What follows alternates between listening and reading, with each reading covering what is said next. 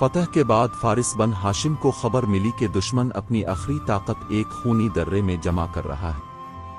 یہ وہ راستہ تھا جہاں سے گزرنے والا اکثر واپس نہیں آتا تھا، لیکن اگر اس درے کو نہ روکا گیا تو پوری بستی راکھ بن سکتی تھی۔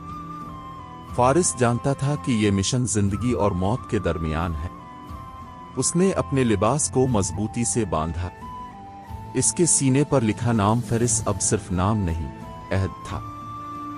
جیسے ہی وہ درے میں داخل ہوا، چاروں طرف سے حملہ ہوا۔ پہاڑوں سے پتھر گرے، تلواریں چلیں اور چیخیں گونج اٹھیں۔ فارس نے ایک لمحے کو بھی پیچھے نہیں دیکھا۔ زخم گہرے تھے، سانس بھاری تھی، مگر اس کی آنکھوں میں ایک ہی چیز تھی، اگر آج وہ گرا تو کل سینکڑوں زندہ رہیں گے۔ جب آخری وار پڑا، درہ خاموش ہو گیا اور دشمن جان گیا کہ کچھ نام تلوار سے زیادہ خطرناک ہوتے ہیں۔ فارس بن ہاشم